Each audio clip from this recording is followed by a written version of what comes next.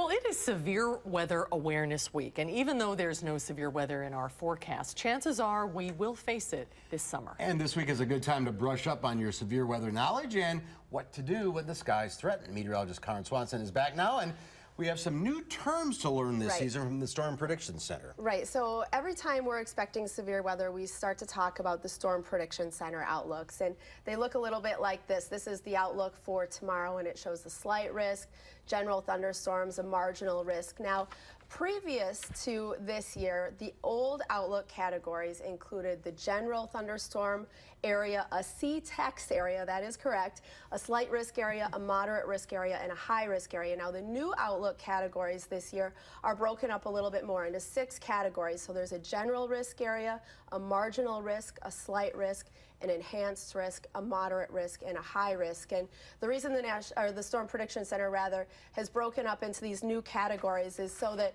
they can just kind of better describe what's going on as far as those outlooks, and also just kind of give a little bit more consistency to the outlooks as well. So then the next step is to actually issue a severe weather watch. Right. Well, actually, let me first show you how those outlooks are determined. Okay. I have a chart here that shows the outlook probabilities for day 1. So just for example, if we have, say, a 15% chance for a tornado, we'd be put in the enhanced risk category. Or say if we have a 60% chance for high winds or for large hail, then we'd be put into the moderate risk category. Now, the day 2 outlook is just a little bit different. That's a combined threat risk for tornadoes, winds, and hail. And the day 3 risk is similar, although there is not a high risk category on that day 3 probability. And you're right, from there then we go into a watch that's issued by the Storm Prediction Center as well. The Storm Prediction Center issues those tornado watches as well as the severe thunderstorm watches, and then it's up to the National Weather Service to determine what warnings are going to come from that. But when a watch is issued, that's when you want to really get things in gear. You want to have all your preparations underway for when that actual warning is issued. You want to have multiple ways to monitor the weather, make sure your family and friends are prepared, delay less important trips, and also make sure you have supplies set up in your safe area. And those can be things like diapers for your kids, water, snacks, important papers, keys, your cell phone, shoes. You know, if you lose your house, you want to have a way to walk out of there with your shoes on. And there have been stories of people walking out with just their socks on. Yeah, and update that Channel 3 weather app.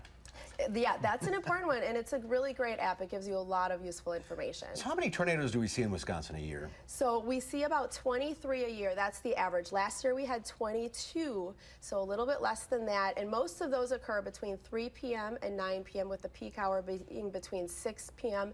and 7 p.m. The peak season is May through August, and June is the most active. But we can have those any time of the year. We've had tornadoes even in January. Just a few years ago, there were some tornadoes down in Kenosha County in January. We're going to hear the tornado sirens this week, right? We are. We're going to hear them on Thursday. There's a statewide tornado drill that's taking place in the early afternoon of Thursday. The watch is going to be issued at 1 p.m.